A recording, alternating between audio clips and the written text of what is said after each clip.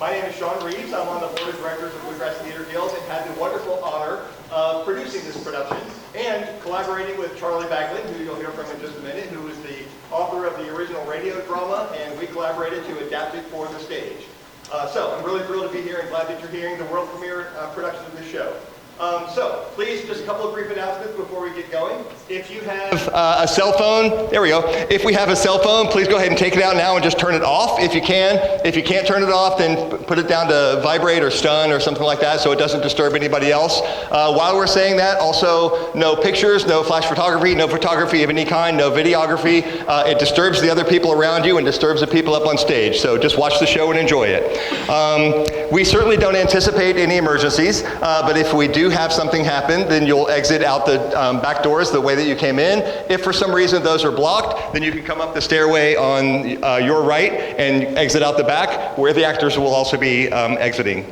So this is our third season, or our third show of a 6-show season. We had the Brothers Grimm Spectaculathon, and we had Romeo and Juliet. Yep, I heard some whoops. Let's give it up for the. There we go, and Romeo and Juliet. This is Ratatat Man, the little drummer boy comes of age. Our next 3 shows are The Last 5 Years, Catch Me If You Can, and Fools. So look for those on our website. So we want to thank our sponsors. And I have a little cheat sheet, and it's also on the back of your program. I want to thank our producing and presenting partners, Sherry Meston Bacantine, Apollo Law, Phil and Jane Bryan, Kentucky State University, Ryan and Ashley Watts, Dylan Bard Reeves in Memoriam, and Frankfurt Discount Warehouse. Let's give them all a big round of applause. So you may have seen the placards out in the front or on the round tables that are just out back. You'll see flyers that talk about membership and sponsorship levels. We can't do these shows without that kind of support. So we really encourage you to consider becoming a member or a sponsor. And you can see more about that, the perks of different levels and so on. So we really ask for your support. I think that's it. There will be a 15-minute intermission. Act 1 is about 50 minutes long, give or take. There'll be a 15-minute intermission where you can get concessions and all those kinds of things, and then we'll wrap up after that. And now, without further ado, let's give a big warm welcome for Mr. Charles Baglan.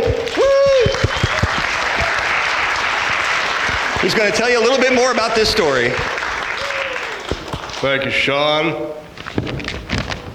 Yes, I did write the play. So I also wrote some notes so I would know what to tell you. Now this light's pretty bright, but I can see the face of our director back there. It said, oh no, he's got 2 pages, but I got the good news. It's large font, so there won't be that much.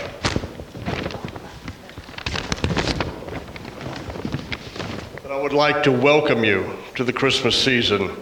I want to welcome you to this Frankfurt Historic Grand Theater. And as Sean mentioned, I want to welcome you to the world stage premiere of Ratatat Man, The Little Drummer Boy Comes of Age. This is the first it's ever been on stage. We know for a fact it'll be on 3 more times, and we hope for more somewhere, someday. But you are the first, so thank you for coming. Now this isn't Hamilton, it's not Phantom of the Opera, and it's, oh, what's that other play? It was kind of good.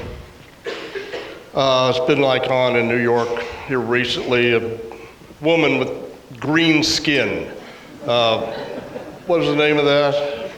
Wicked, yeah, that one. It's not that one. It's Ratatat Man.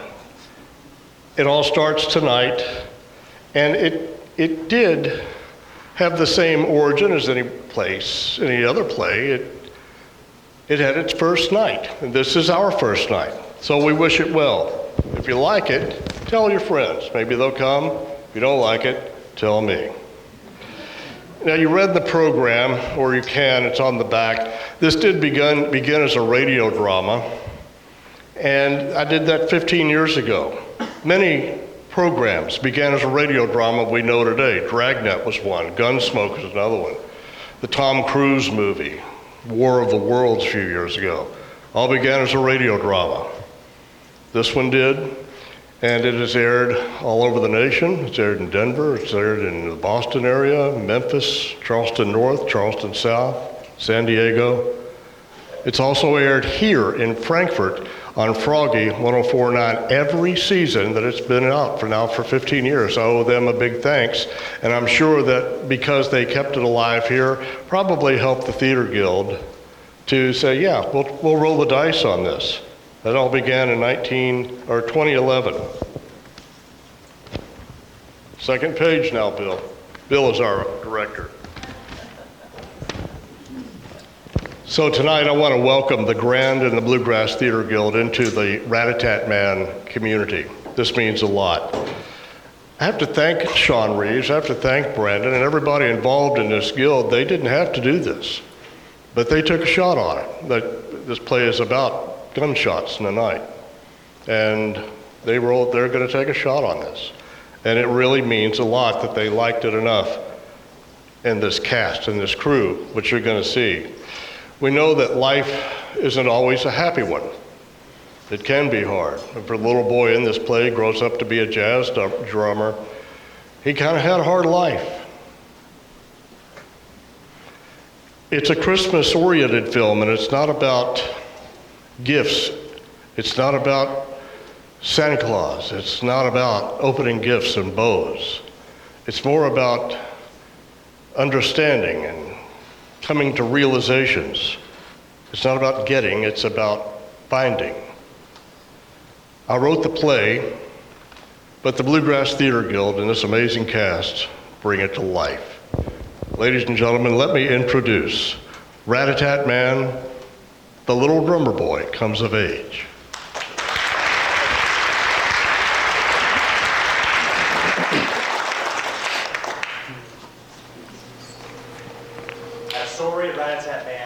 Back to 1969, as Oliver Denton settles into 4th grade at St. Michael's Parish School. Tapping the drum in the children's church choir gives the lad a bit of stability, despite a precarious upbringing. Losing a dad to Vietnam and a mama to despair, Ollie soon finds himself in the care of his Aunt Susan. Yet in the close quarters where the two live, he unwittingly finds himself in the crossfire of a troubled marriage between two neighbors. Did the beat of his drum create the perfect cover for the perfect crime? Well, one thing for certain, the memory of that December night follows him still. Now, over 30 years later, in the nightclub scene of jazz and blues, Christmas once again draws nigh. But this year, an unexpected friendship helps him finally unwrap the truth.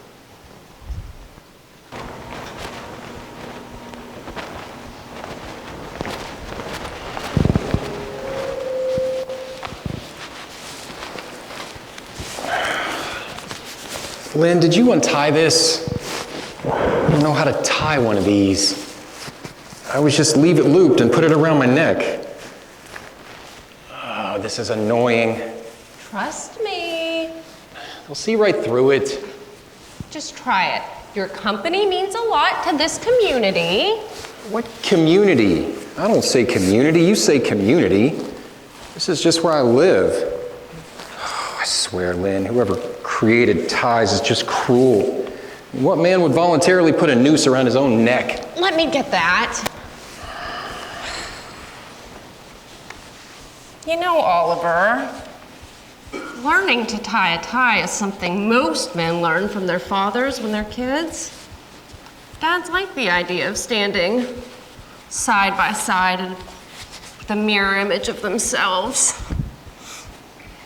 Yeah, well, my old man must have been busy that day. Stinks. Like cigar smoke. I wonder why. Oliver, you really have no other ties. You're looking at it. I'm smelling it. Look, Lynn, I don't plan to really be that close to the guy. I mean, it's just a job interview. He probably won't even want me anyway. Especially if he's the kind of guy who's all caught up in ties. I mean, I've had two my whole life. The first one just sort of snapped on. Did it also smell like cigar smoke? I think it sort of adds to the ambiance. Sorry I'm not some sorry sap walking out of a detergent commercial smelling my clothes. I mean, I've washed it, but it's been a while. How long's a while? I don't know, like 30, 35 years? Like, I wash it if it needs it or not. 35 years. You were a kid. You were too. Actually, when you were a kid, I wasn't born yet. You were what? Grade school? I was 7, maybe 8. I don't know, 4th grade? I bet you were Mr. Cool in school. Yes, I was, and devilishly handsome. You see this cheek right here? I see whiskers. That's where it happened. That's where Ellen McPherson kissed me. Really?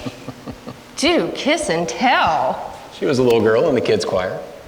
So you were slaying them even then, huh? Right there, that cheek. In the 4th grade. Sounds like a lucky girl. Maybe even my competition. Why don't you plant one right here? We'll see just how competitive you are. My face would never make it past the smell of that tie. Yeah, well, things air out after a while. Maybe there's hope for this too. Here. Put this on.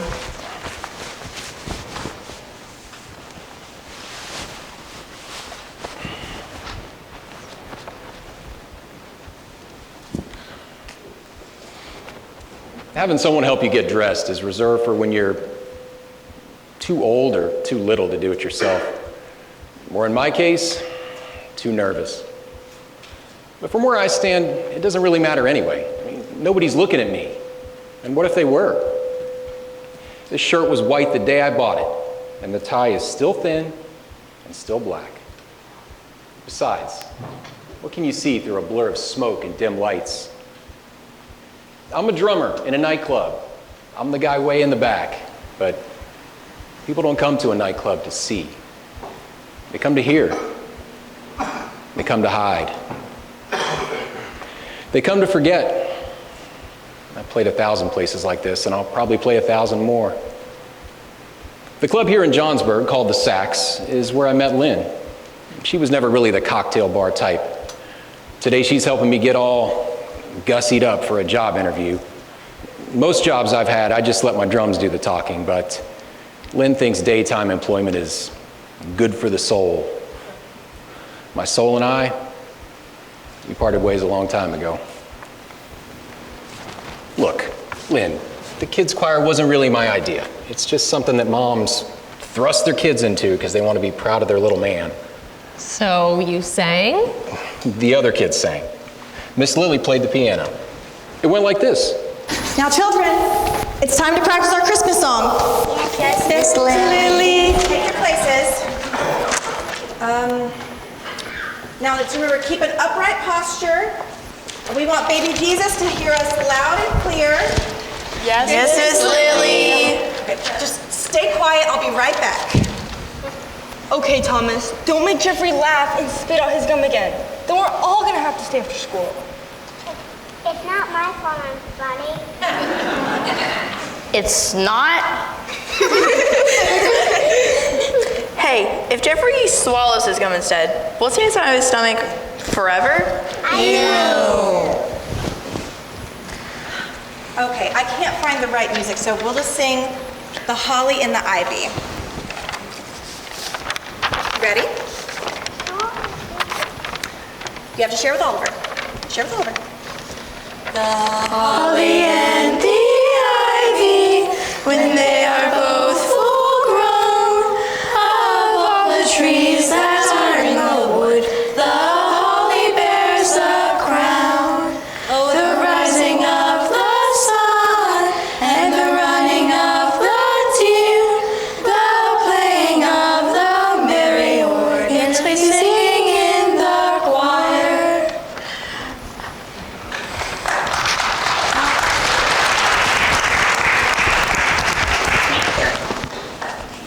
It sounds really sweet. But you said you didn't sing. I didn't. I hit a drum. It was easier than Sunday school, and it made more sense too. Besides, our set list was short. The songs we sang, you could count on your nose. And that's where you wore the tie. That's where I wore the tie. I can see it now. A clip-on. At St. Mike's, everybody dressed alike, and on church days, the boys wore ties. It was a rule. You showed up in your play clothes, they sent you home to change. Everybody had to look alike, like it or not. You act like you're still that kid. Maybe I am. Some parts of you never grow up. You wore a white shirt with a black tie then. You wear the same thing now. Only the tie you actually tie. Ah, that sun is bright. Draw that curtain, would you? Oh, daytime. So, which part of you never grew up? Is there more coffee? There's more coffee. Good. You'll need a cup.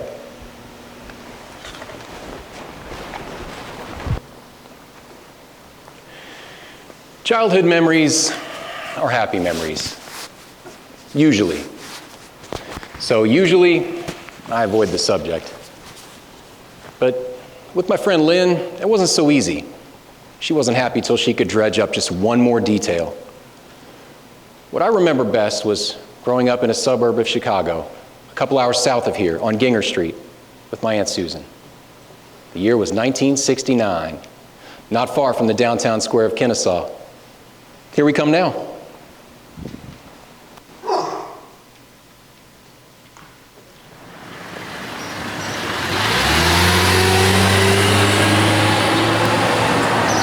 Oliver, where is your jacket? It's still in the hook at school. Land's sakes. You're gonna be sorry come tomorrow morning. I can hear you already. Ooh, it's cold. You take my hand, there's traffic. Yes, ma'am. Is that Miss Jane? Miss Jane. Miss Jane. Good afternoon, Jane. Susan. And good afternoon to you, Sir Oliver Denton. The sun doesn't shine like all day. What in the world are you doing wearing those sunglasses? Oh, no reason, really. My ship ended at the Rosebud. I just put them on out of habit. My, that's a fine young man you have there. Oliver, you can say he's mine. His mama went to pieces a few years back. Speak to Miss Jane, Oliver. We're going home from school. Oh, yes, I see your books. Is that a music book? Do you play an instrument? It's for the kids' choir. I played piano when I was your age. Do you play piano? I play the drum. It's easier. Ah, yes, I do believe I've heard you play. Every night you hear him play. The whole dang building does. You know, that's the only thing he does. He does his lesson, eats his supper, and then pounds on that drum. I'm sorry. We're learning a new song. Miss Lily makes us practice. Oh, Ollie, it's a drum for Pete's sake. How hard is it to beat a drum? Well, drummers can't miss a beat or it throws off the whole group. Right, Ollie? Miss Lily doesn't like it if I go too fast. I just can't help it. I just think it makes some songs sound better. One day when you're a fancy jazz player, you can improv all you want. But today you might want to listen to Miss Lily. It's noise to me. Same thing every night. But better that than some of the other things kids get into. Don't give it a second thought. You go right ahead and play. Practice makes perfect. I remember as a child playing this one song over and over and over and over again. But I got it right. John Thompson's first grade piano, Runaway River. Drove my dad nuts, but I knew the song. So you keep at it. In fact, listening to you lets me escape. Oh my, look at the time. I really must be going. Oh, we live in the same building. Walk with us. Oh, well, I'm not in any real hurry. You were a second ago. I suppose so. What am I saying? Oh, what's the matter, dear? You seem flustered. No, I'm fine. Just busy, really. There's never enough time. Time is the enemy. Ollie, why don't you see if you can figure out how many floors are in that office building over there? You can count the windows going up the side. Time is the enemy, my foot, Jane Trumbull. You have worse enemies. I see what was behind those sunglasses when you bent over to look at that music book. I see that mark on your arm, too. Why, any man that lifts a finger to hurt a woman ought to be strung up by his heels. Please, it's not something you need to repeat. It'll be okay. It's nothing really. You'll what? Go back for more? Let him take another swing at you? I've been hearing all that fuss at night. I'm just sorry to know it was you. It's hard to explain. But it's not hard to gamble, Jane. I'm down 1 flight of steps in 3C. You need somewhere to go, come see me. But Susan, that's why I got a skedaddle, to make it all better. 24. What was that? That building. It is 24 floors. Oh, excellent, Oliver. Now, I feel like I need to lead you both by the hand home.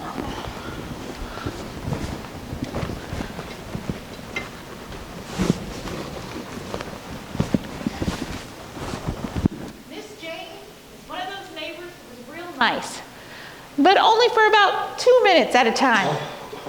She was always in a rush to get somewhere. Something was always undone. In our old apartment building, the walls were so paper thin that we'd hear her voice far more often than I saw her face.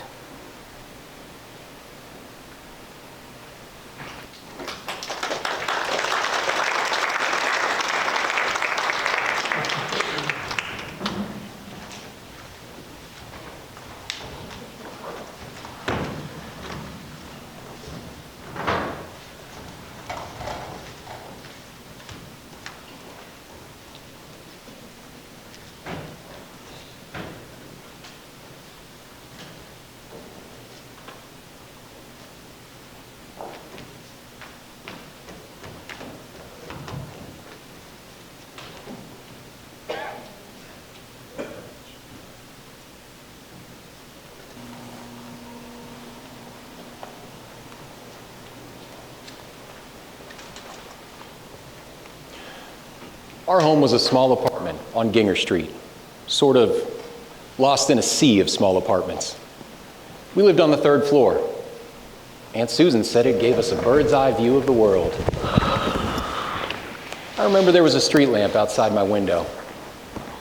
And it would start to glare in at night. The street would get so quiet. Where I lived, there always seemed to be a full moon. I never knew if it lit the night for the good to see or something less to hide in the shadows. And Susan, she was one of the good things. Took me in when she didn't have to. And she's right. I rarely ever saw my mother. And even if I did, I might not have recognized her. But I was 9. What's a kid got at 9? All I knew about my mom was 2 things. She had a sister, and she had me.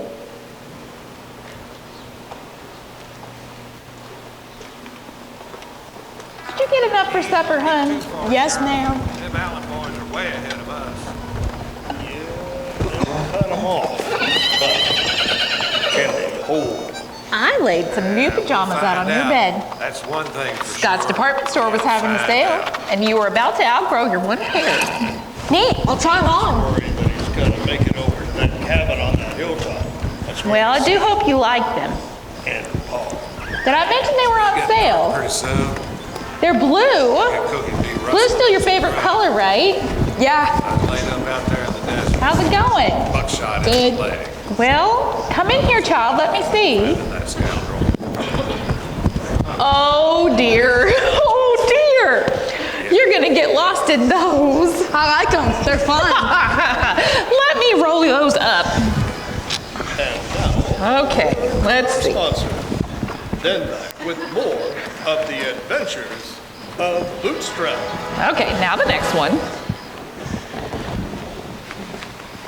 All right. He ain't gonna get too far, Oh, Sheriff. safety pin. Them Allen boys are way ahead of us. Yeah, they'll cut them off. Now hold still. Can they hold? Yeah, we'll find out. That's one thing for sure. We'll find out. There.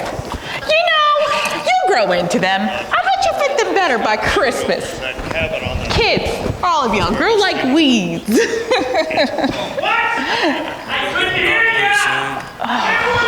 Rustling up some ground.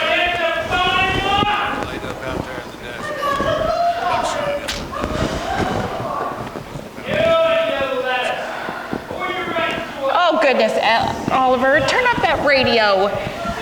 I can't stand to listen to them bicker upstairs. And now, a word from our sponsor. Then back with more of the adventures of Bootstrap.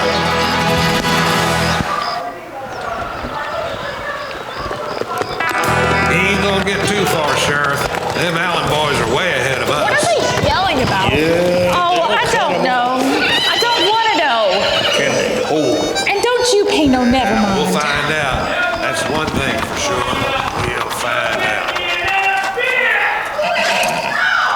I just worry that he's gonna make it over.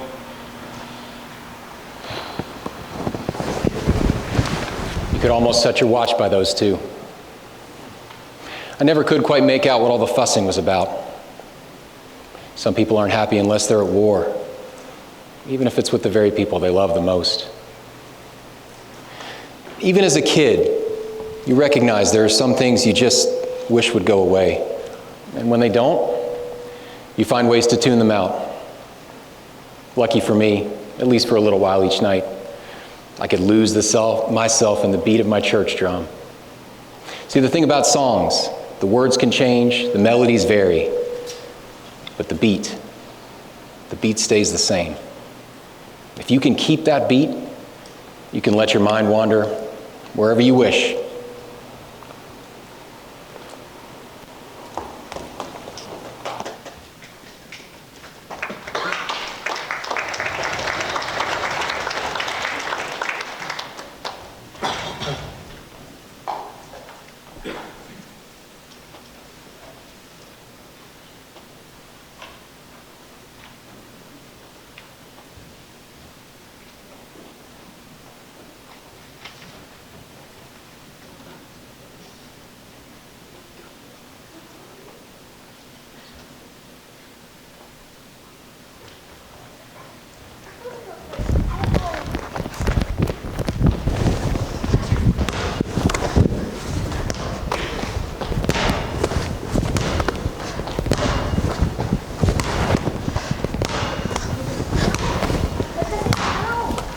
Recess is over in 10 minutes. Okay, Mrs. Hancock. Yes, ma'am.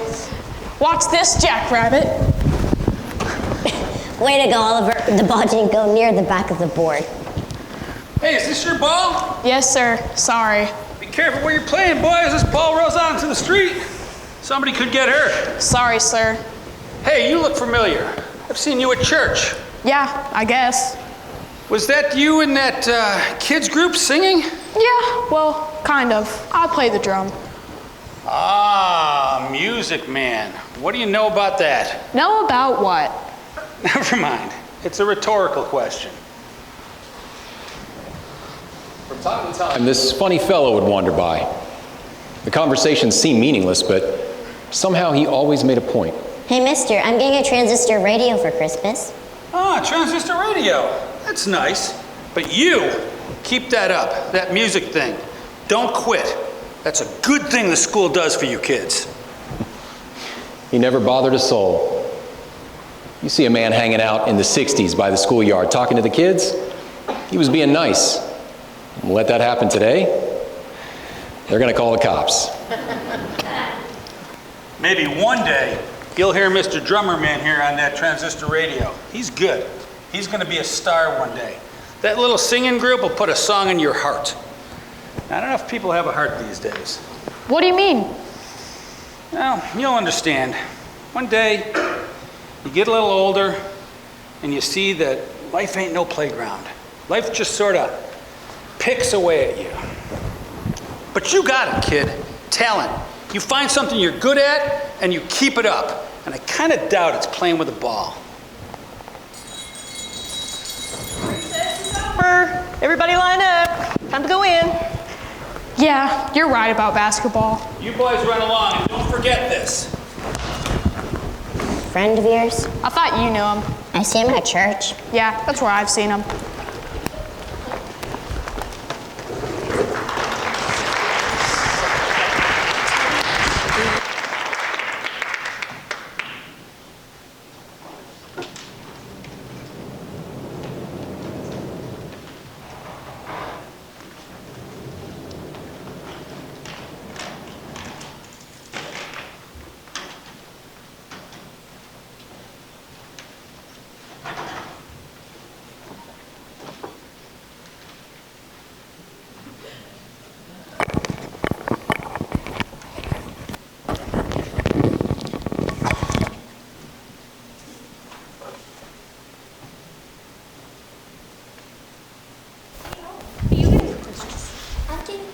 asparagus. But I hinted to my grandma since I've been extra good and really sweet. The twist and turn Barbie. Me too, the twist and turn Barbie. That's what I want. Hey, Thomas, what did you ask Santa to bring you for Christmas? I got a Tonka Tuck and a Tonka Bulldog.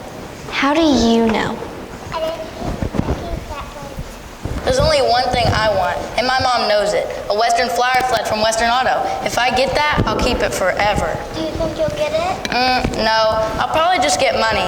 My dad usually gives me twice my age in cash. This year, I'm 10, so I'll get $500. Every Sunday morning, Miss Lily gathers around the piano. She could play and sing like God left a window open, in Blue an Angel. The Christmas carols we'd been singing since pretty much the beginning of school. They were starting to get old, but then again, so was Miss Lily. I guess those old songs were all she knew. There were 2 services at St. Mike's, an early service and then another one around 11. Now, we would have practice right between the 2, and then we'd stick around in our Sunday best and perform at the beginning of the 11 o'clock service. I always imagined that if I played well, Mama would come to see me, you know, as sort of a reward. But she never did. Every 9-year-old has a Christmas list. The only thing I wanted was my mama back. Hey, let's tell funny Christmas jokes. I'll go first. What do Santa's helpers learn in school? I don't know. What do Santa's helpers learn in school? The alphabet. Okay, who's next? Knock, knock. Who's there? Anna. Anna who? Anna in a partridge in a pear tree. Name some of the funny people at Christmas. I'll go first. Yuletide Carol. She loves to sing at Christmas parties. I know one. Rose, such a clatter. Wait, my turn. Pa-rum-bum-bum-pam. Hey, I know a funny Christmas guy. A funny guy. Who's that? Bob Humbug. Bob Humbug! All right, children, enough of the silliness. Jeffrey is going to play for us today. Remember, upright posture. We want Jesus to hear us loud and clear, smiles on your faces. Whenever you're ready, Jeffrey.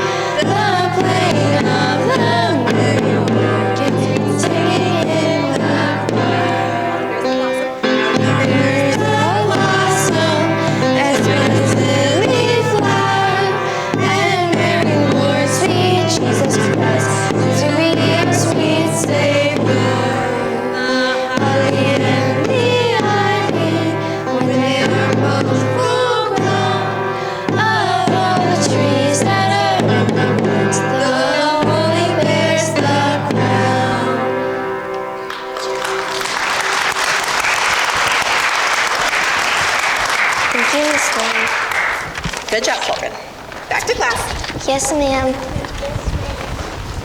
Yes, Miss Lily. Oh, wait, is it? Are we doing any more scenes, or do I change for little girl? I hear you.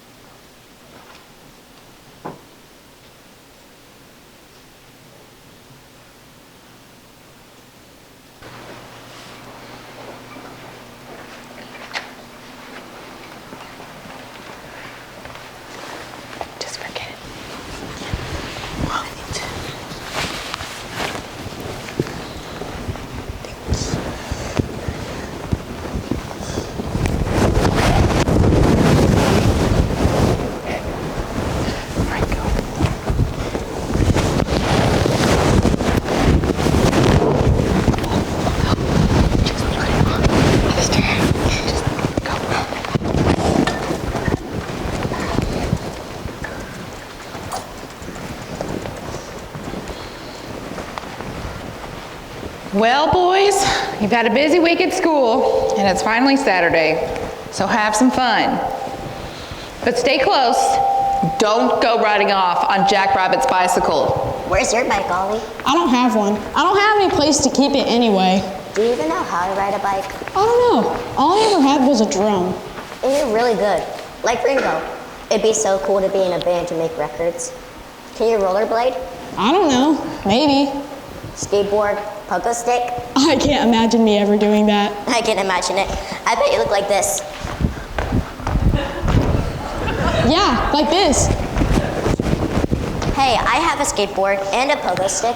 Why don't you come over to my house and stay for a sleepover? You can see our Christmas tree and you can read some of our comic books. We have some new Avengers comic books. I don't know if my aunt will let me. She'll probably say no. She just got me these new pajamas and they're kind of big. Ollie, look at that. It's a motorcycle. Bronson's my favorite show. Mine too. When I grow up, I'm gonna be just like Bronson. Just tie my sleeping bags to my handlebars and be just like Bronson. Yeah. I want to be just like Bronson. Just camp out all the time. Do what I want all the time. Just like Bronson. Just like Bronson. Hey, my dad gives me 25 cents every week for my allowance. So does her 20 cents. Let's ride over to the machine at the gas station and get one. Maybe they'll have some stickers. They always say they don't have them, but they have them. If you'll ask them, they'll give them to you. I want a Baglan sticker for my bike. Maybe an STP sticker for my seat. They gave me them before. Sorry, boys. No stickers today. Some of your little friends beat you to them. Shoot, we even asked. He's fibbing. I bet he has some. No, sir. 3 boys about your age rolled in on bike not 15 minutes ago. How about those green stamps you give out? S&H green stamps? How do you know about those? My mom saving up for a new toaster. I'll tell you what. I got a few sheets that some customers didn't want. I'll be right back. Hey, Mark, what'd you do with those green stamps?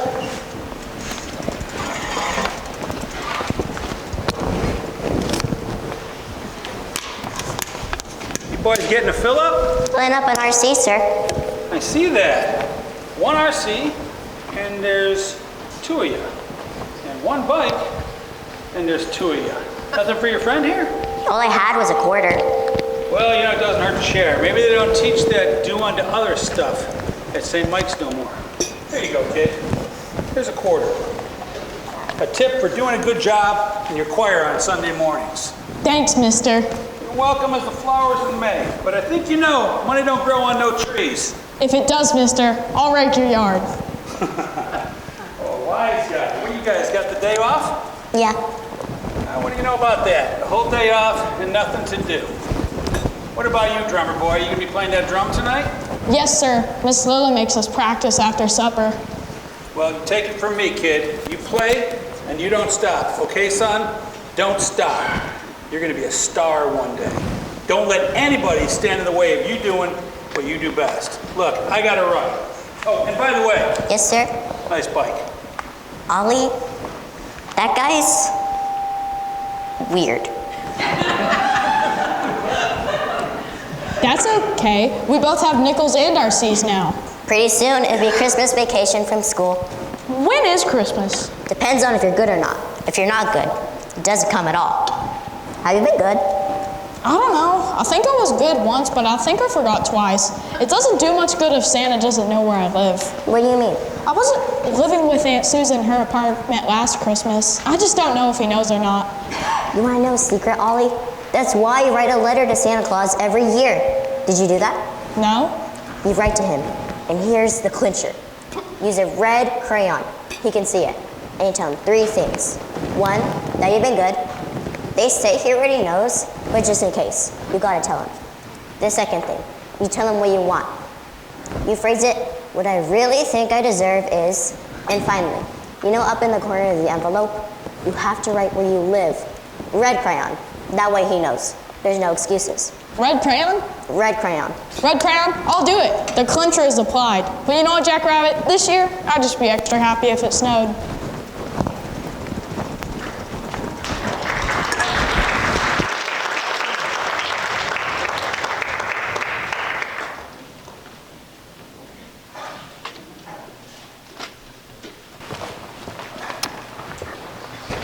No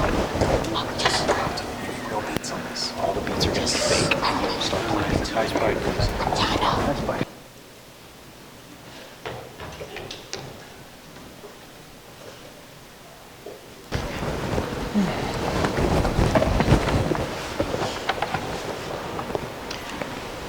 Eat your noodle soup before it gets cold. Yes, ma'am. Aunt Susan, Jack Rabbit invited me to his house tonight. We'd read comic books.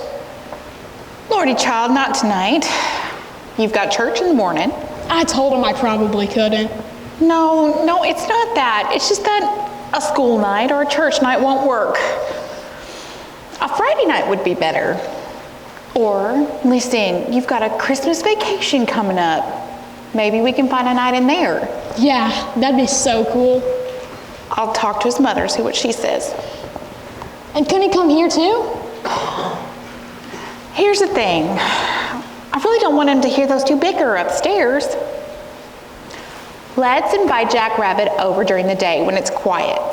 I'll make you 2 grilled cheese sandwiches for lunch. And shoestrings, tater sticks, and a moon pie? And Twinkies. And the next thing you know, I'll be in trouble for turning 2 cute little boys into a bowl of sugar.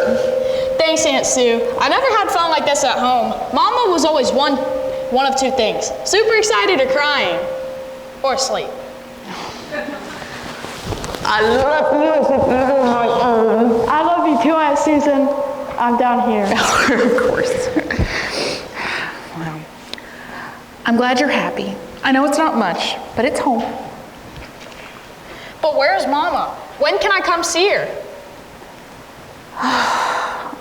I know it's confusing, Oliver, but your mama, your mama, let me put it this way. Your mama was a real pill. And when you're bigger, you'll know better what that means. But some nice people thought it would be better if you come to live with me. You have your own room, your clothes are clean, you eat, you can invite friends over. Some nice people thought you and me would make a good team. Thanks, Aunt Sue. It's really cool having my own room, but there's just one cool thing about Mama's house. What's that, dear? Santa knew where I lived. Jack Rabbit says I need to write Santa a letter with a red crayon, so he'll see it and he'll know where I live now. He knows where everyone at school lives but me. Do you see that spot on your hand? Where? It's right here.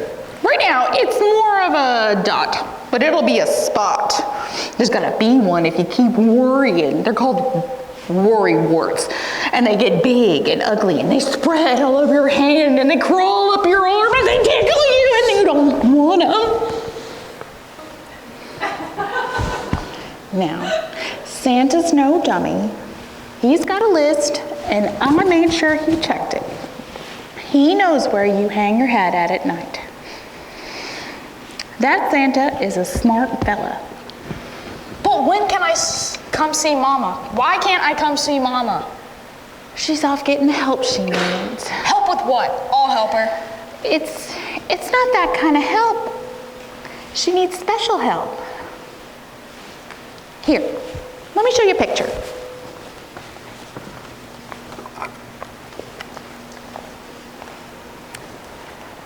This is your mama, and this is your daddy before they sent him overseas. You've grown up a lot since then.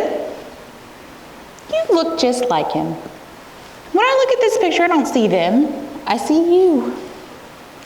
Some memories were meant to last forever, and some for just a day. But this one was meant to be treasured. Oh, you know, Ollie, Santa won't be coming to visit either of us if we don't finish decorating our dime store Christmas tree. When you don't have snow, you have to make your own. Oh, you take a sheet and you crinkle it up, and you can't tell the difference. Here, you help. There. Now that is some holiday spirit. Oh my dear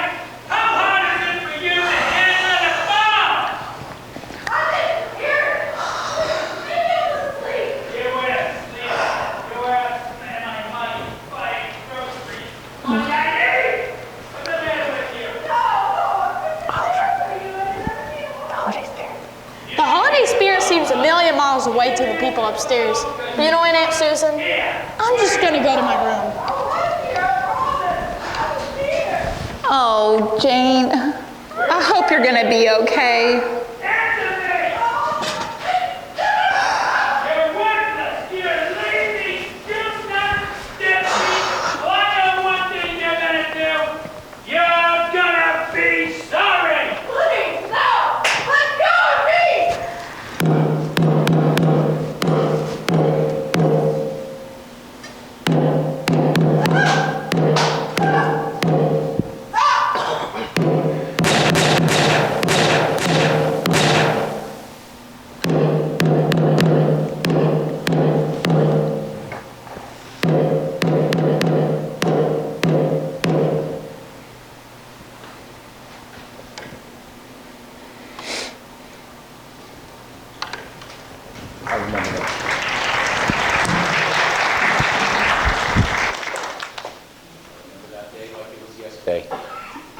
December 13th, 1969. What I heard that night behind my drum beat, I can't be sure. I just know I heard something, and then I heard nothing. After a few minutes, I stopped playing too, and for a while, it really was a silent night. Maybe my first one ever. A few hours later, though, there was a ruckus like Ginger Street had never heard. It woke me from a sound sleep. I peeked out the window, and it was like a scene from that old cop show, Adam 12. Flashing red lights, sirens, police scrambling about. I couldn't help but stare. After what felt like forever, I saw a stretcher being wheeled into the back of an ambulance. What happened? What was it that my drum concealed that night, and how could it have led to all this? No one's going to give a 9-year-old a straight answer, but in the days that followed, I started trying to put the pieces of the puzzle together. The thing about it is, I think I was one of the pieces.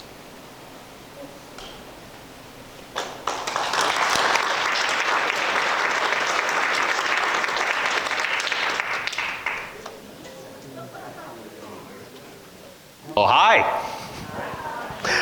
Welcome to the Zacks. I'm Kevin, your bartender. You like good Kentucky bourbon? We got that. Do you like smooth jazz that'll make you melt? It's here. Do you want to get lost?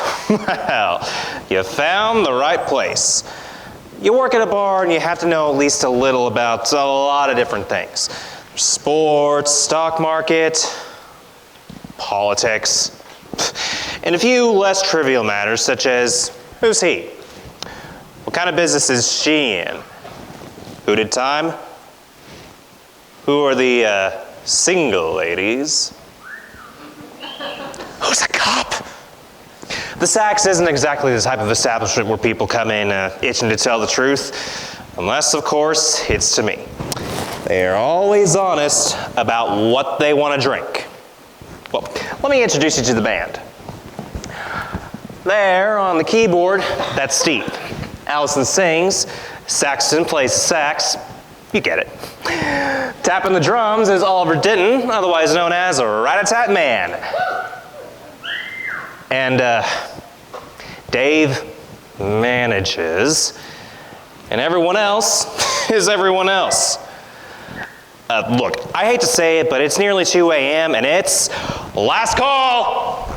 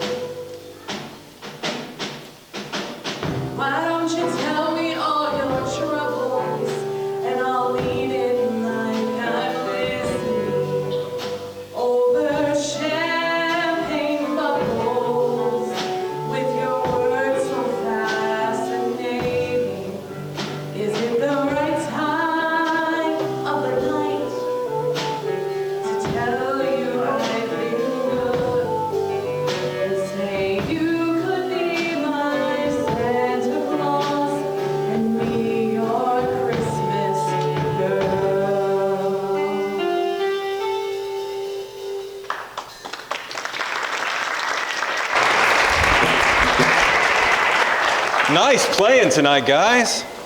Oliver, what do you think if we added a couple more O'Connell numbers to the set? I can dig it. Yeah, Ratatat man here can dig it. Allison, rehearsal tomorrow around 2-ish. Let's add in a couple more O'Connell tunes and maybe a few more holiday numbers. I've got the kid tomorrow. But it's a school day. She's got the crud. She'll miss the rest of the week. I'll see if my mom can watch him for a couple hours. Let's say 4 o'clock. 4 o'clock work for the rest of you guys? I'll get up early just for you, Dave. Mr. Oliver, God forbid I ever interrupt your beauty sleep. Let's call it a night. Allison, let me grab my coat. I'll walk you to your bus stop.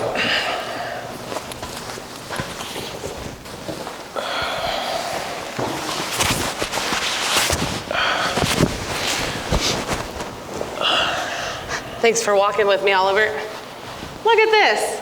When I was a kid, Christmas didn't come till the middle of December. Now it's not even Thanksgiving, and stores are decorated, lights are up on streets. Dave's wanting to work in ever more Christmas numbers. I mean, what's the rush? Well, maybe if you're good, St. Nick will bring you an answer. Hey, how old's your daughter? She's 10 going on 30. That's a good age, 10. Got your whole life ahead of you and a wide open imagination to help you get there. I sure hope so, but here it is, 2:30 a.m. I'm just now going home. She's home with my mom. Look, stability, it can be tough. I mean, it's not like you can put a bow on stability and stick it under the Christmas tree, but I'm sure she knows you're trying. I sure hope so. Never quite thought of it that way. Look, you're there for her. That's what's important. Not everybody's lucky enough to have a mom that's there for them. Trust me. Well, thanks, Oliver. This bus is mine. Good night. Good night.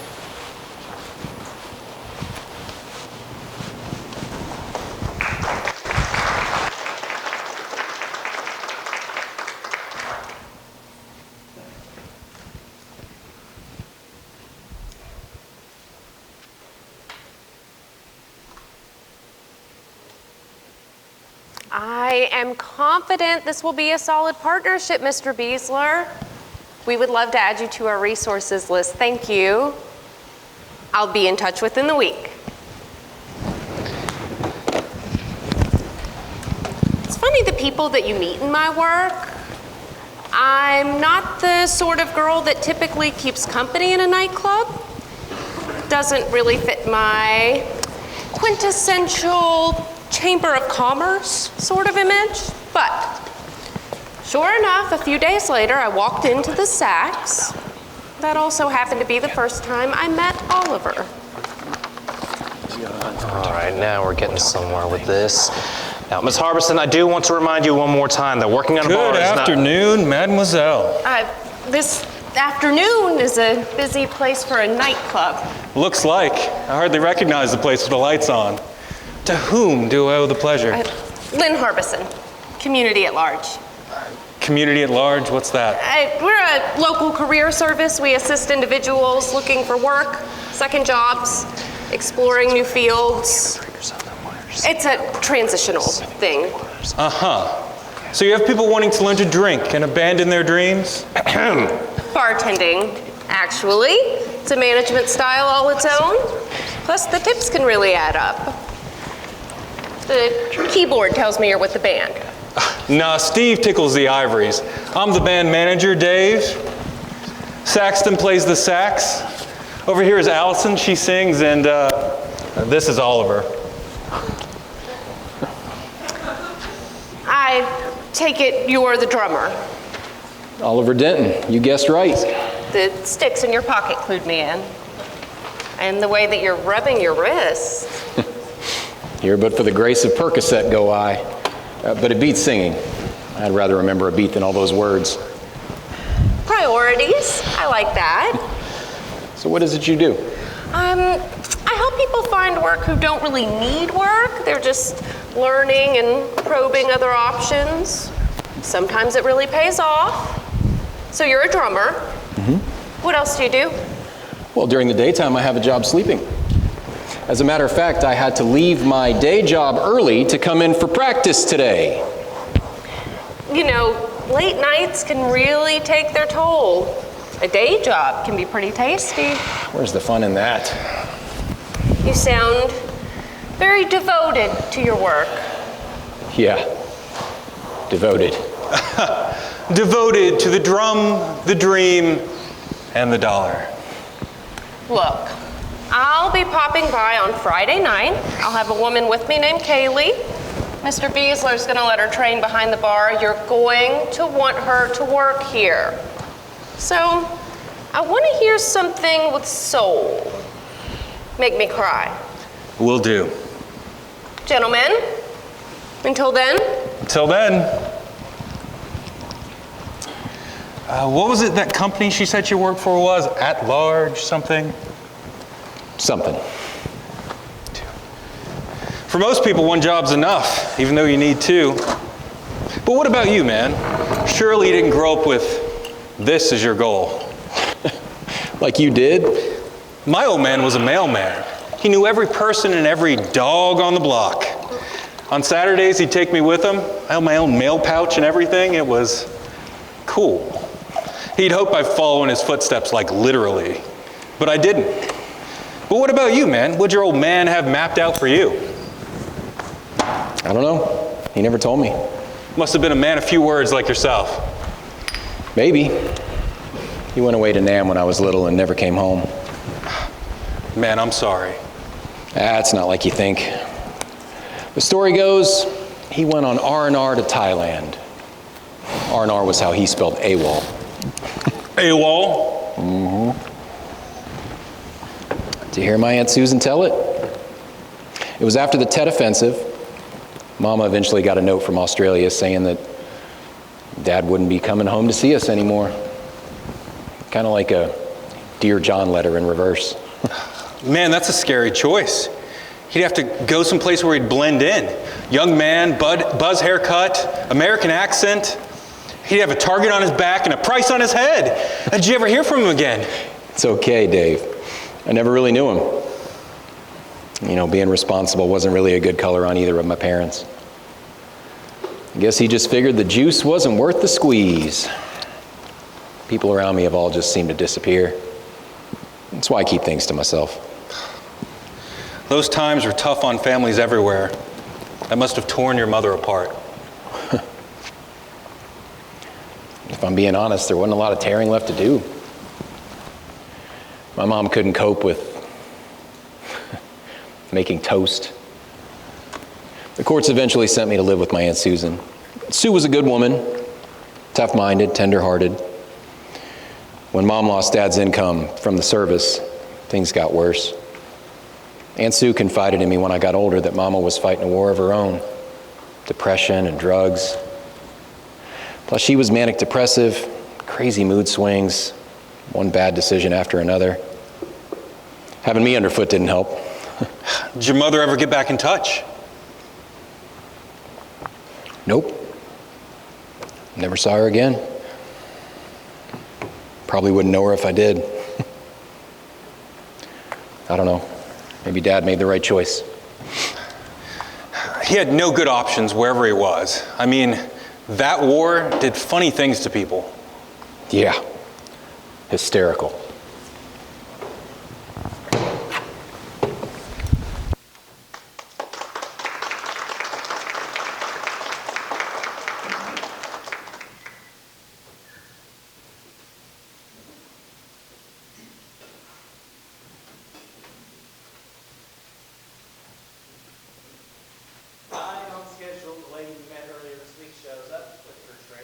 In tow.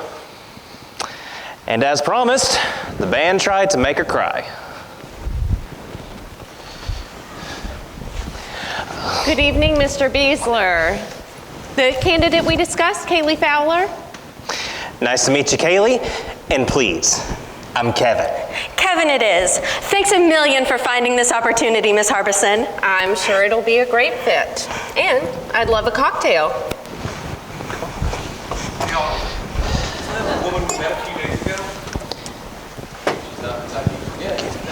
And she brought in that new trainee. I believe you made her a promise. I promise I did not. I believe you promised to play her something soulful, Play her something that would make her cry. It's because I know what we should do. Silent night. Silent night? Sit back and listen. I dare you not to cry. First view.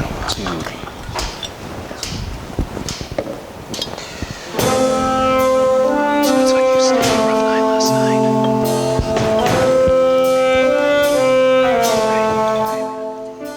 I guess we stood you up for someone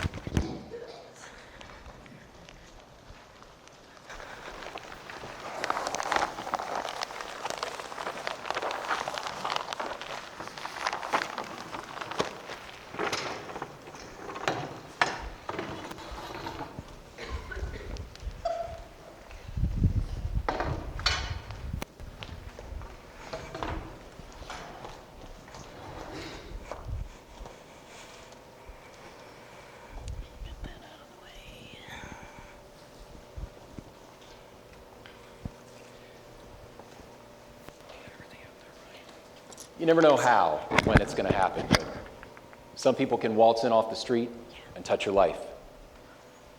Over the next few weeks, I realized just how much Lynn Harbison touched mine.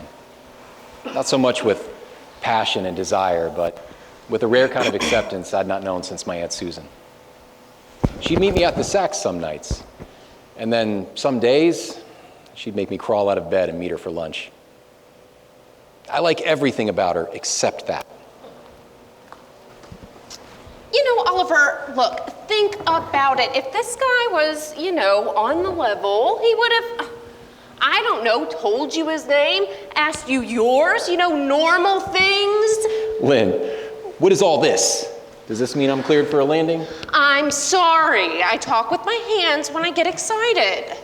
He was just a neighborhood guy. I mean, he'd occasionally stop and talk to some of us kids. How long did this go on? I don't know. Could have been a month, maybe a year. Did he follow you? I was 9. I didn't look. Why don't you ask me about farm aid or gigs I played on the road? Look, The more you get to know me, the better you'll understand I'm a curious soul. I'm like an old news hound where answers just lead to more questions. And that's where you and I differ. I've lived my life keeping things bottled up.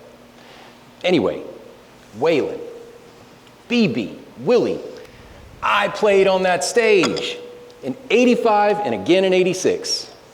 Sort of like Woodstock without the counterculture. Okay, you're the king. But I'm still wanting to hear more about that gig that you played in your bedroom as a kid. So much for trying to impress you. I'm impressed, but you started telling a story the other night that was clearly more than a drum solo. I want to hear more. Yeah, the Ginger Street gig of 1969. The arena was my aunt's small apartment. The stage was my bed. No tickets, no t-shirt sales, no merch. But the roar of the crowd, oh, it was a nightmare. And you're right, Lynn. I shy away from talking about it because I didn't think anybody would want to listen. I mean, who's going to believe that a 9-year-old kid with a tom-tom could help somebody get away with murder? I've tried to shake it. God knows I've tried. Am I the first person you've told? Look, Lynn, you know me. I wouldn't hurt a soul, you know that, but that night I did. I'm sure of it. Thank you for not thinking I'm crazy. I mean, I don't know the whole story, but I know enough. It almost made me put my drumsticks down for good, but Aunt Susan said no. So finish that story. Christmas was coming, you went into your bedroom to practice. That night, that riff, oh, that beat. It was made by something other than just my drum. Aunt Susan said it sounded like gunshots to her, but she didn't want to get involved. I mean, I was just playing, trying to drown out the sounds from upstairs. Miss Jane and I guess her husband, she was a wonderful soul, but they were always at each other's throats about something, just screaming and fussing. So to drown it out, I'd just play my church drum. Aunt Susan would sit in the living room and turn up the radio. But my drum beat. I heard something in the perfect beat of my drum. It caught my ear. I mean, it was precise, Lynn, not happenstance. As if I made it happen. Maybe, did the sound come from the radio? No, it was real. I mean, it could have been from anywhere. Next door, upstairs, the street. If I was a betting man, I'd say it came from upstairs. I heard screaming and fussing, and then pow, pow, pow, pow, and then dead silence. God, I relived that night over and over.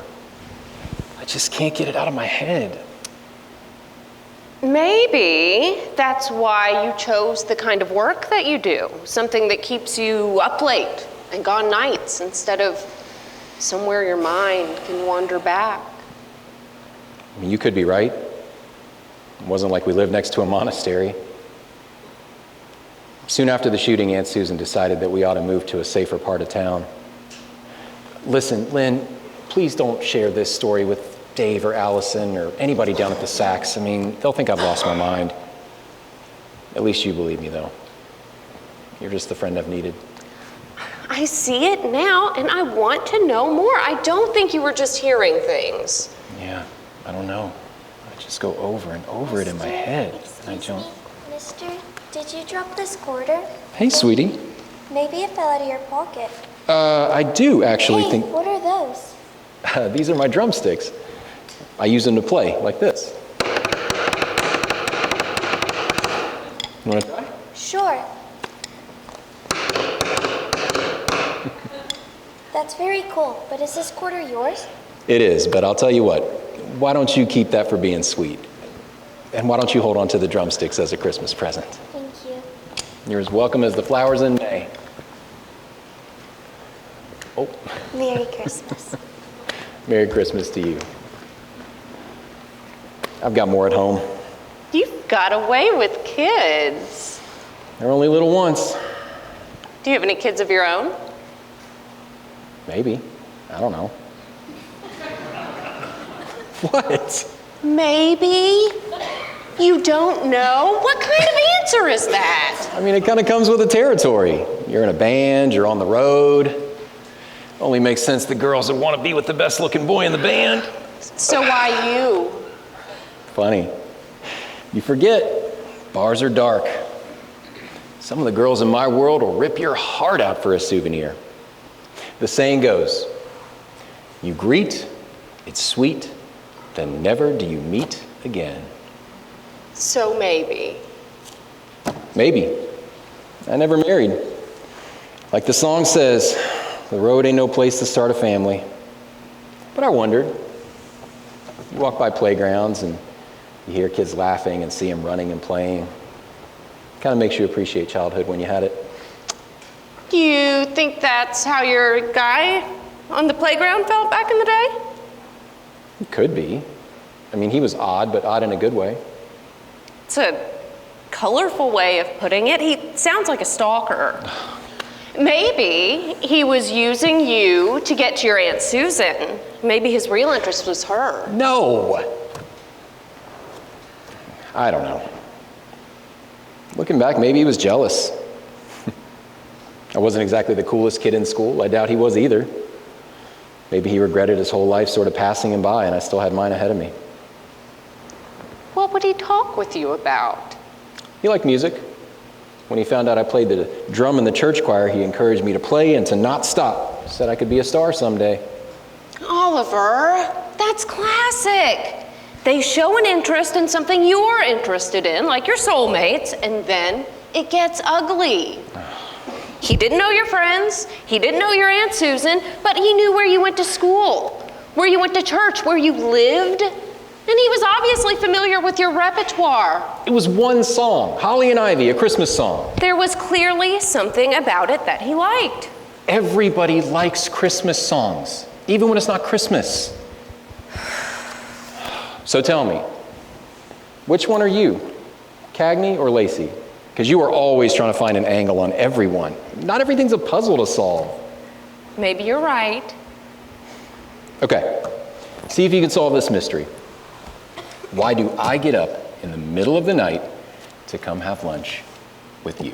Middle of the night, it's noon. Okay, my workday says it's 3 a.m.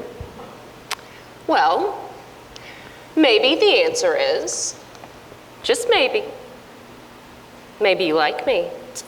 Maybe I what? You think I'm fun. You're intrigued by my mind and my interesting lease on life. I want to put a leash on your imagination. Okay, I'll give you a clue. It's some of the above. Now I'm going home. I need a nap. You'll call me later? I'll call you. You call me. You promise? I'll sleep on it.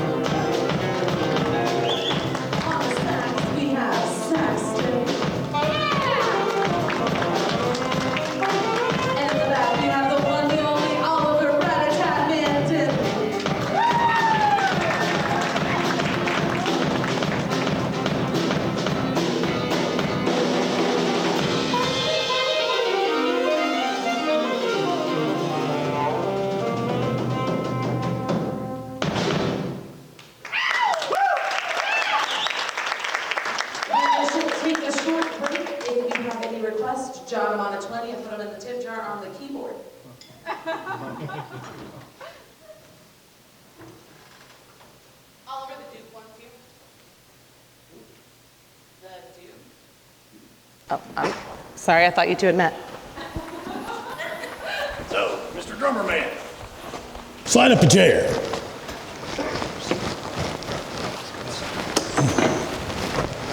What's your pleasure?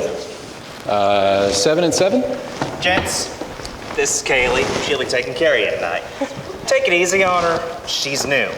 So don't do anything to run her off. Huh? I'll be on my best behavior. So, Kaylee, welcome aboard. Bring us a couple of 7s, please. Certainly, sir.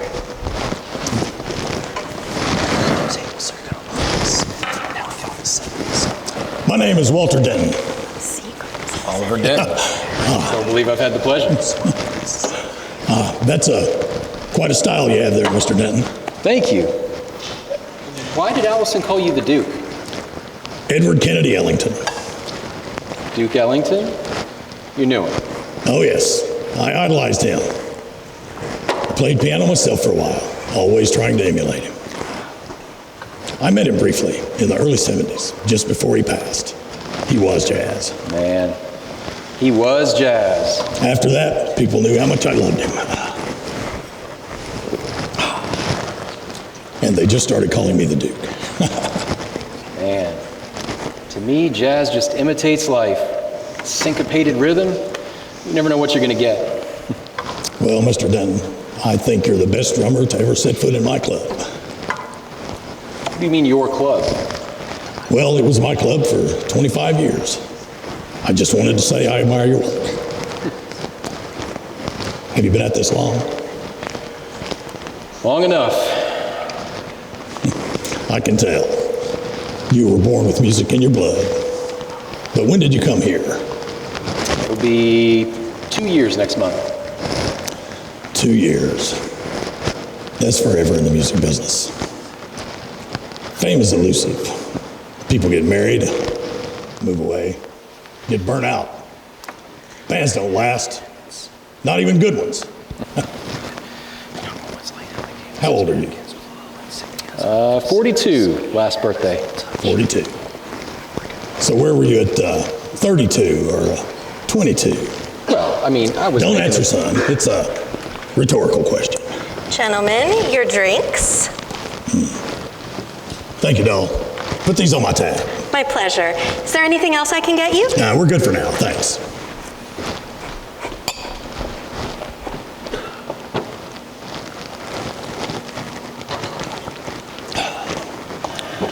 You know, a lot of people have talent. They're just not talented enough to keep one mistake from becoming two. How's that? Well, their first mistake is thinking they're going to change the world. Going to be the next musical great. The next Gene Krupa or Buddy Rich. And? Well, their second mistake is they don't get out. Not to put too fine a point on it, but you got to know when it's time to quit. You may have found a dream, but did the dream find you? You're full of good news tonight. That's the thing, though. You don't ever quit if music's in your blood. I mean, look, I'm a drummer. I'm the guy in the back. But here in the sax, drinks are flowing, music has a soulful groove, and the customers are happy. Well, that is the thing, Mr. Dunn. In the next few minutes, the finest percussionist to ever hold a pair of sticks, that's you, son, in my humble opinion, will sit behind his kit and play. But unless they're in town on business and stopping here for a drink, no one will ever hear you. That ain't a good thing, and it ain't a bad thing. It's just the beast they call music. Thanks, I guess. Don't quit. I've learned a thing or two, and things change. By the time I was your age, I had owned this place for 4 years. Really? A friend of mine passed, and I came into a little money. So I made an investment. It was the best move I ever made, until I sold it. I made $1 for every nickel I put into the place. What do you know about that? But now, I come and go as I please, and when I leave it all behind. Yeah. That's what life's all about, man. Paying your dues and hoping it pays off. I could have used a guy like you back in my day. Don't give up. You keep playing. Mr. Scarborough. Walter Scarborough. Walter Scarborough. Thanks for the conversation and the drink.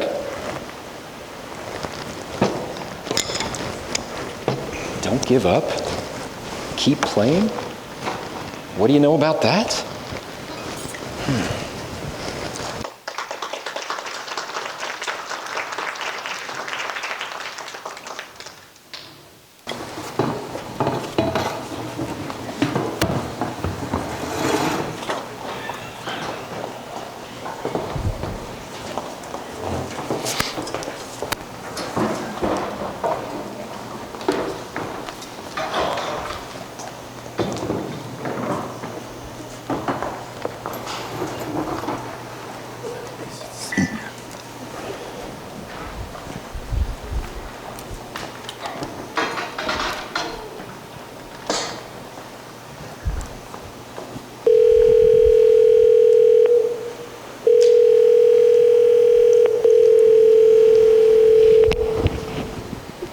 Community at large.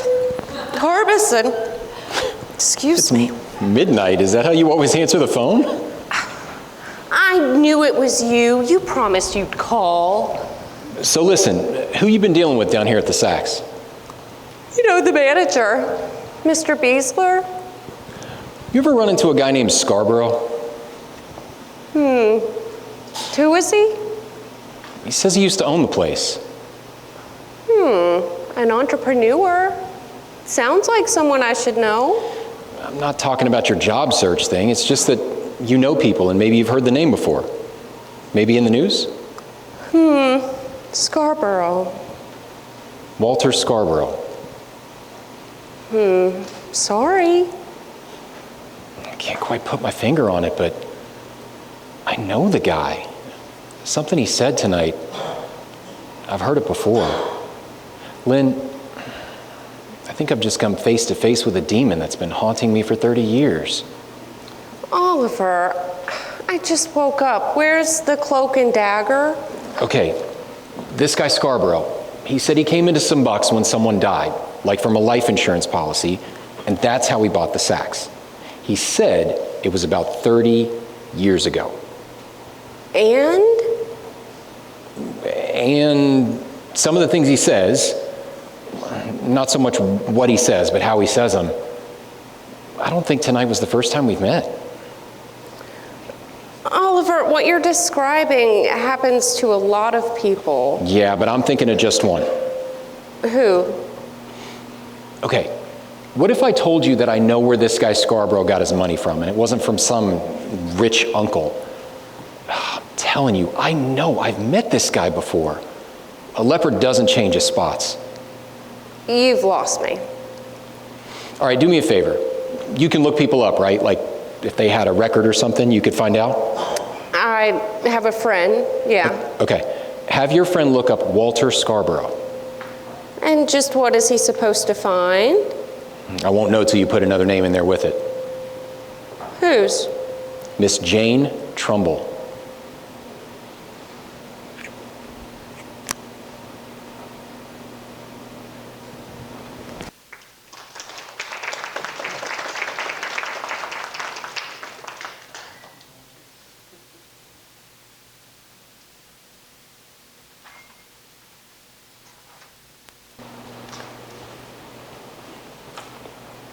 I always wondered what happened to Miss Jane, where she was buried, who shot her.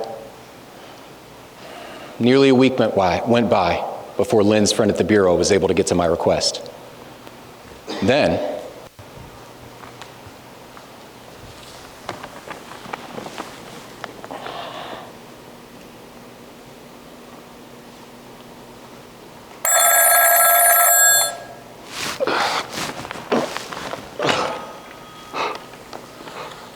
hello? Oliver, wake up. I got back some details on your guy. Oliver, I've got your eggs and bacon, Oliver. What time is it? 12:45 in the afternoon. I got back some info on Scarborough. And? And he's legit. Hold on.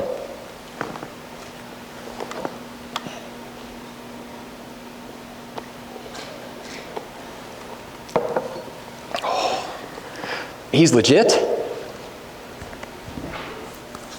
A guy named Paul David Houston died from cancer, and Scarborough was his beneficiary. The money he used to buy the sacks, he came by it honest. In 1969, he bought an old nightclub, the Station House. He gave it a facelift, renamed it the Sacks. That's it? All I can go by is what the records say. If it makes you feel any better, he's got 3 divorces, a bankruptcy, a couple speeding tickets, but there's no smoking gun. He ain't your guy. Or maybe he really got away with it. What about Miss Jane? It's not really a lot on her. I know, she was killed in '69. Oh, it's the problem with these old paper records from back in the day. Kennesaw County, I was there, Lynn.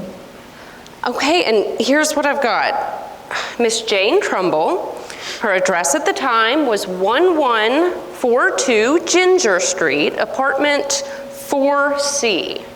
4C, that's right. And we lived in 3C, but Aunt Susan and I lived on Ginger Street. Spell it. I don't know. Ginger, Ginger. It's a homograph, Ginger. It's spelled one way, pronounced 2 ways, Ginger and Ginger, 1142 Ginger Street. Oliver? It's just been a really long time since I've heard that address. When was the last time you went to Kennesaw? Aunt Sue's funeral? Oliver, I want to see your hometown. Let's take a drive. Sunday.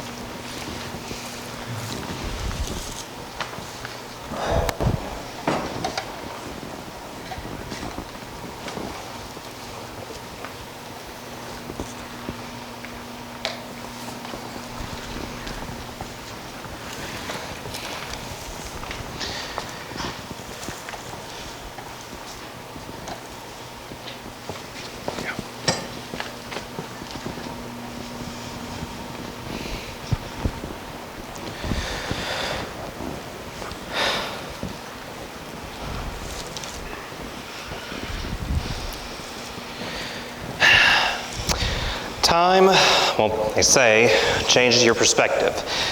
But how Oliver Denton remembers December 13th of 1969 has never changed. Murder isn't something a 9-year-old boy knows how to follow in the papers. It's something teachers don't teach and children's choirs don't sing about. And after 30 plus years, it's something most people would just forget about. Soon after the shooting, Ollie's Aunt Susan decided the 2 of them ought to move to more peaceful surroundings, to just get away from that whole scene. So Lynn and Oliver make the 4-hour drive to Kennesaw where Oliver grew up. And Lynn picked a funny place to ask for directions.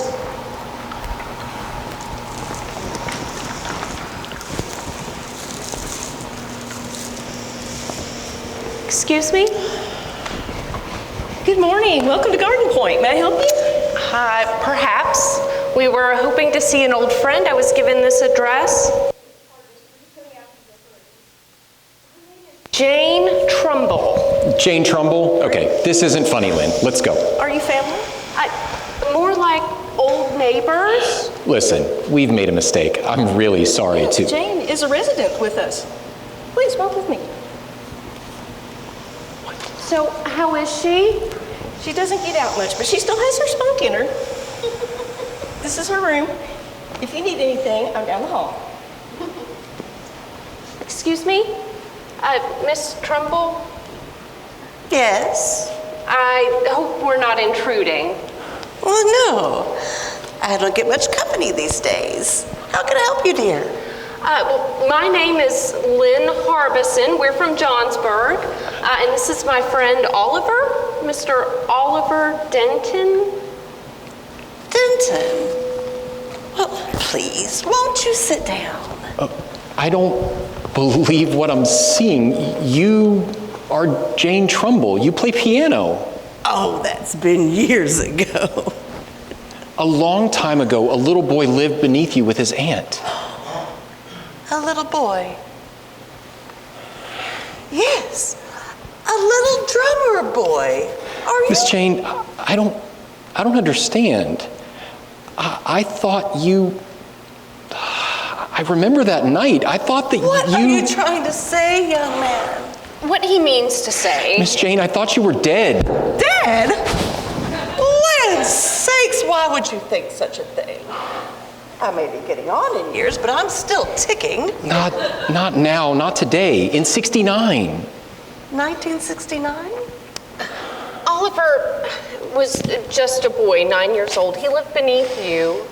He's blamed himself all of these years. He thought the sound of his drumming obscured the sound of gunshots that left you dead. And that helped the man in your apartment, the one quarreling with you, make a clean getaway. Maybe you can fill in some of the missing pieces. I remember the police cars, the ambulance, the sirens, the commotion. I saw the stretcher. Oliver feels like he may have unwittingly been involved in whatever happened that night. Oh, my dear sweet boy. I never until this moment stopped to think what you might have felt. It doesn't add up. The courts ruled it self-defense. I just wanted to get away with my life. John Arthur was a bitter man. Who is John Arthur? John Arthur Trumbull was my husband. A lovely man when we married, but over time, he just felt the world had cheated him. Instead of getting tough with the world, he just got tough with me. And I tried to make him happy, but every day I lived in fear. What is it that he wanted? Whatever he wanted handed to him. Jobs,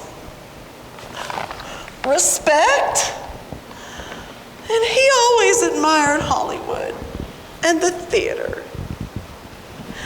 And he always thought he could be the next Clark Gable. Said he always had what it took. But John Arthur was a bitter man. I always figured it was my fault, that if I could just be the peacemaker, that somehow it would all be okay. I remember on occasion seeing a different side of him. I worked at the Rosebud, I waited tables, and when my shift was over, after lunch I was to go home, straight home. And he didn't didn't see me, but I saw him near the school. The school? St. Mike's? This is starting to sound familiar. When I was little, this guy would sort of pop up here and there and talk to me. When he found out I played drums in the church, he encouraged me to play, and he said, don't quit, to not let anything stop me. I guess I took him too literally. He was talking to some children, and I couldn't hear exactly what they were saying, but it was pleasant. And he had a smile on his face, and I could hear laughter. He was always drawn to those tykes. And he was holding a ball, like maybe a basketball. That was me. He was talking with me. Yes, it was you. You and that little boy, your little friend about your age. It was Jack Rabbit. I guarantee you it was him. Yes, the little Hewitt boy. His name was Jack Hewitt? I thought it was actually Jack Rabbit. So this man, John Arthur, he attended St. Mike's Church? Man, he would always stop and talk to us. I never knew he was the man upstairs, though. I never made the connection. He was a really great guy to us, though. He was always friendly. I don't believe what I'm hearing. So he was genuinely nice with kids. Did he have any friends? Oh, his best friend was the bottle. He didn't have friends so much as he had just acquaintances who would graciously avoid him. They knew he had a temper, a foul temper, a temper no one wanted any part of. But somehow he kept his compassionate side around the kids. You said something about self-defense. Yeah, I never saw him again after that night. Not you either. It only made sense it was you on that stretcher. It was John. John Arthur was on that stretcher. That night, years of fear, abuse, and torment, it ended. And that's what was on that stretcher. When he came home that night, he'd been drinking. He was furious about how much I spent at the grocery store. And money was tight. I only got what we needed. But that lit his fuse, and it got worse from there. I tried to reason with him, but he was right. The world was wrong. And then he threatened me, and he demanded I apologize. But that night I said no. It was the first time I had ever stood up to him. And he exploded. He started hitting it. Oh, well, there was such a ruckus. And I knew he had a small handgun. It made him feel like a big man. And I managed to get away from him. His gun was hanging. It was on the coat, in his coat, on the kitchen door. And I grabbed the jacket, I pulled out that gun, and I shot. And I didn't know if that gun held 1 bullet or 100. And even if it did, if that would be enough to stop him. So I shot. And that shot was hidden by you, Oliver. You and your drum from downstairs. So I shot once, and I pulled the trigger again and again and again. I just wanted it to end. And when it did, you kept playing.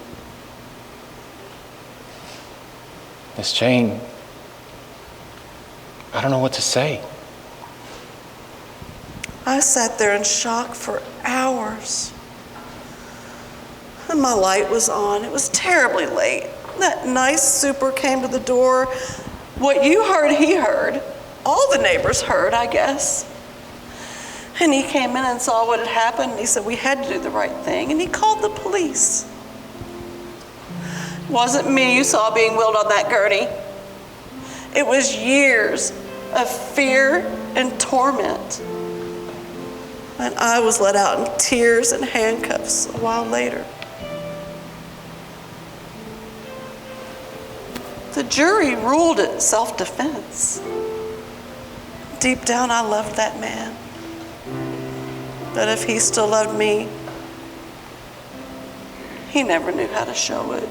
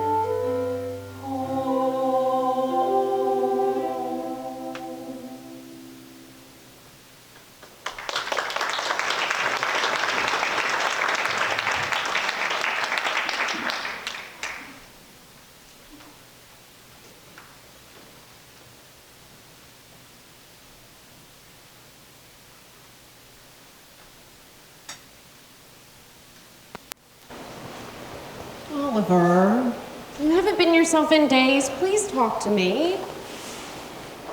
I never saw that coming. I mean, you live your whole life believing one thing, that 9-year-olds belong on playgrounds, not mixed up in murders. Your neighbor is alive. That's a miracle. It doesn't make sense. You weren't there, Lynn. You didn't see what I saw. You didn't hear what I heard. You don't know what I know. Oliver, you can believe something your whole life. It doesn't make it true. Look, I love that she's alive. I just feel so sorry. I wish I could have done something back then, but I was just a stupid kid. Stupid kid on a bed with a drum in his lap. You did do something, Oliver. Abuse isn't pretty. And what she needed was hope. She needed a rip in the seam to see a way to escape. She needed a way out of her tortured life. And she didn't plan it this way, it just happened. The pieces just fell into place, and you were one of those pieces. Something gave her the strength that night to defend herself, the strength to stand up for her own dignity. You had no way of knowing what would happen that night.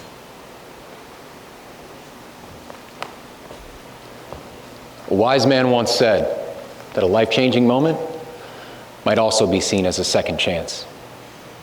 My first came in 1969. Today was my second. The years in between are simply a blur. More coffee? No, thank you. And take off that tie. Okay. But why? You were right. That job that I mentioned, it's not for you. But I think I know one that is. Let me make a phone call.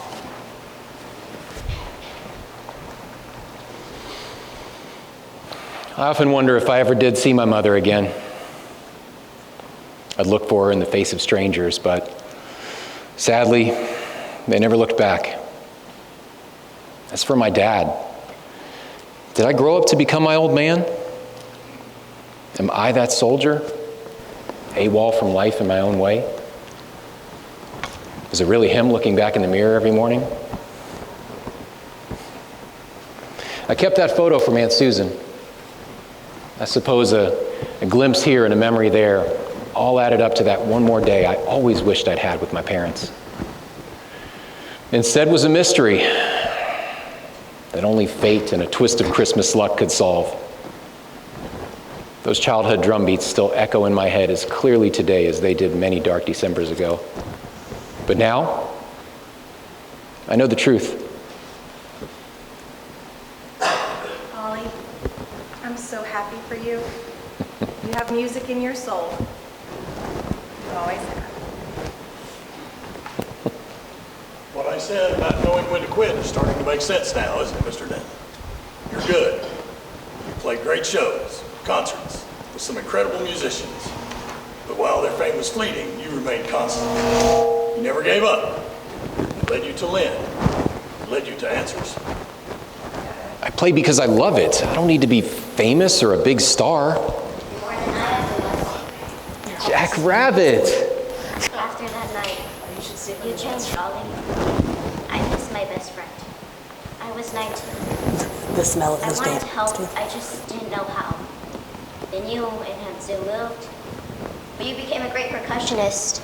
And you did what most people couldn't. You're a survivor. And your new opportunity, it's right here. Here in Johnsburg, there's a school called JB Academy. Lynn knew the headmaster. Hey, you, down here. You remember me? Ollie, of course I remember you. I think about you every single day. Aunt Susan would be proud, you know, of what we've become. I'm glad you didn't give up the drum. I know you've thought about it. I am most definitely proud of you. Most proud indeed. I finally learned the truth, you know. About the gunshots. Better late than never. Now that you know the truth, what are you gonna do with it? I'm gonna sleep nights. Oh, and by the way, remember what Aunt Susan said about worry warts? Yeah, she was bluffing. They're really called ulcers. Yeah, she had enough for both of us. Yeah, but she just never let it show. Ollie, I'm sorry I wasn't there for you. When your daddy left, back then they didn't, and I just couldn't take care of you. Oh, Ollie, my heart ached and I missed you every day. I tried to get better, but they just locked me away. And now, I'm so locked in my own head, I don't know if anyone will ever find me. I'm sorry, Ollie.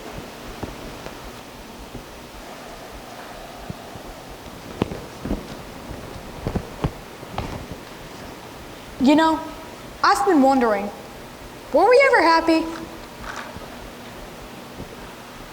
You could call it that. I found lots of reasons to be happy. Then, I found one more. Let me introduce you. Were you talking to someone? Yeah, I was, Well, no. Oliver, it's day one, and this is what I told you about JB Academy. They needed some help, and I'm glad my persistent badgering about a day job finally paid off. Well, the job title supply chief does have a nice ring to it. Plus, I get my own key, I get a small desk. But what really adds a nice shiny ribbon to the whole package is that you were able to add something to the job duties that keeps part of the old me alive. Good morning, children. This is Mr. Oliver. Good morning, Mr. Oliver. Good morning, kids. We're gonna learn something fun today. I'll keep the beat, but who here can sing? Mr. Oliver is going to be with us every school day. He's a drummer and a good one. He's going to be working individually with you in our music classes. All right, kids. Sing with a smile on your face.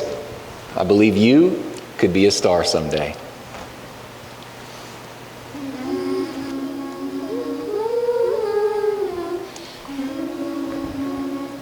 A friend of mine once said, maybe if you're good, St. Nick will bring you an answer. The first time he said that was to himself.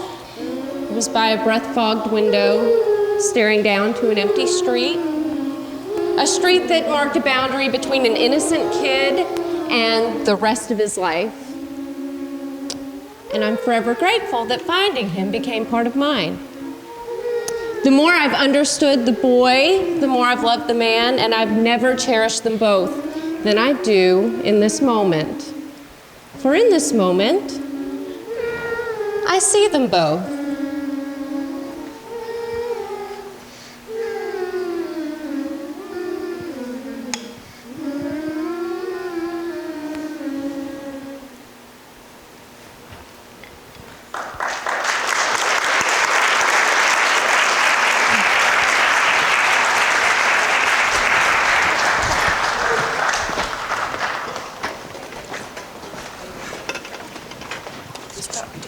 Music to start? I think so. Excuse me. Excuse me.